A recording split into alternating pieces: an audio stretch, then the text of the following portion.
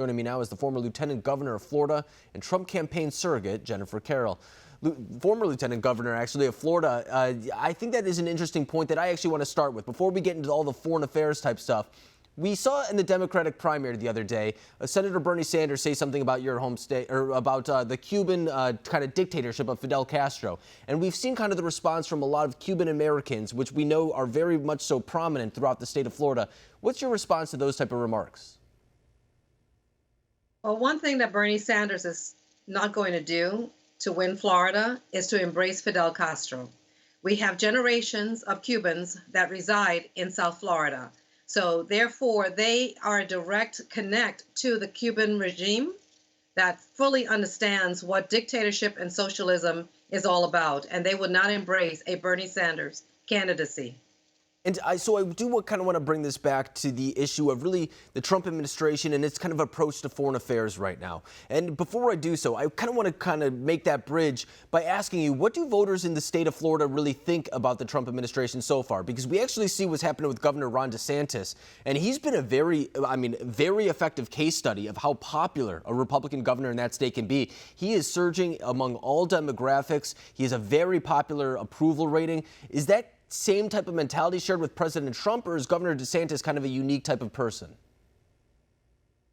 Governor DeSantis is not unique in regards to how President Trump has governed himself. What Governor DeSantis has done is embrace the people and embrace the ideologies of what the people want their government to do. And similar to that, President Trump has done the same. He's gone directly to the people to find out what the people wants, and he's enacted policies that will benefit the people. So that's one thing that the Republican Party as a whole and Republican candidates should do, is realize that they're not running for themselves. They're running to represent the people. Yeah, and we just heard, for example, Matt Gaetz say yesterday that he wasn't going to be taking PAC money. And in my opinion, that is something that the American people do want to hear. And we heard President Trump kind of run on that in 2016, where he said that he didn't need outsider money. He obviously is a very wealthy man himself, but he was saying that this is going to be an America First type of movement where I'm going to listen to the people of America and I'm going to kind of act for the people of America. And one of those big campaign promises was bringing troops home from overseas. And now we see that kind of being done in Afghanistan. There's a peace deal on the horizon right now. Is that kind of a good demonstration of where the Republican Party stands right now as compared to maybe in the early 2000s where there were the so-called neocons or war hawks who were looking for regime change that traveled throughout not only the Bush administration, but also through the Obama administration as well? I think what we need to do with the Taliban reduction of violence agreement that we're looking at is to not get the horse before the carriage. I mean, to get the carriage before the horse, because what we've seen with the Taliban is that they cannot be trusted, and they want it all their way or no way at all. So we have to walk very gingerly with regards to this agreement and have measured expectations. At the end of the day, the Taliban is still registered with the U.S. government as a terrorist organization. Right. What if the Taliban says part of this peace agreement is that you take us off of that list as a terrorist organization? Will we do so? I doubt it. So we have to walk very gingerly with regards to this plan. No, and the Trump administration has voiced those type of concerns as well, because a lot of those stipulations is how will the CIA operate in that country? How will we deal with the Taliban? All the points that you brought up right there. And I think that it's something that really complicates this situation, because it's not only dealing then with another government, such as the current one in Afghanistan right now, but also this kind of offshoot terrorist type of designation organization that you also have to agree with. And meanwhile, those two parties are not talking to each other. So it is a very complicated situation. But you're also a naval officer yourself, a former naval officer. So I just kind of want to ask, as someone who has lived through these wars, seen them over the better part of 2 decades when it comes to Afghanistan, what does this moment mean for someone who's now seeing it kind of come to an end? The plus is that hopefully we'll be able to draw down more of our troops in Afghanistan.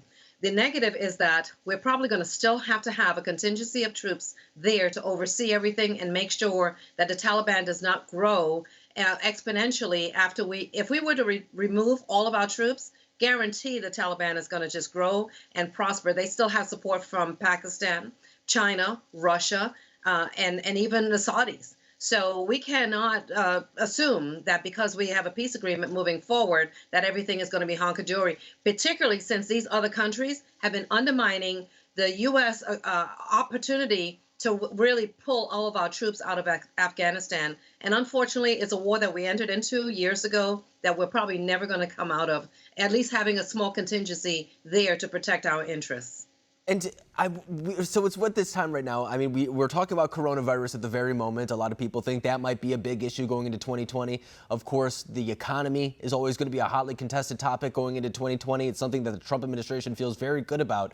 But what about foreign policy? Because you could go after the killing of General Qassam Soleimani, Abu Bakr al-Baghdadi, the fight against al-Qaeda. There's a number of achievements for the Trump administration on that front as well, along with some maybe mishaps when you come to North Korea. Will this be a big issue going into 2020? If it fails, it will be a big issue. And this is where President Trump really needs to guard himself with regards to expectations, because the Democrats are looking for any opportunity to ping Donald Trump to say you have failed. The economy is one that they're working on right now with the coronavirus to say, look how the stock market is going down, and it's because of Donald Trump's and his response to this coronavirus, not really taking the measure on early enough to do something about it. So they're looking for anything they can grab a hold of. The investigations didn't work. The impeachment didn't work.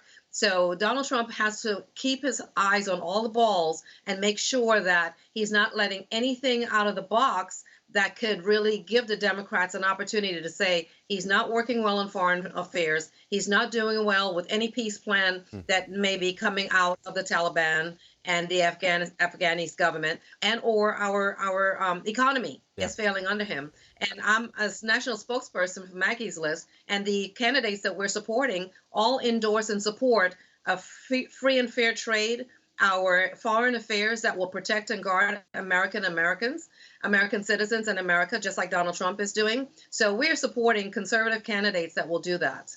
No, and I think it comes back to the idea that it's those dinner table type of conversations, the ones that'll put money in your pockets and the one that'll keep you and your family safe. We're seeing that with the economy, coronavirus, and I think the foreign policy thing plays into that as well.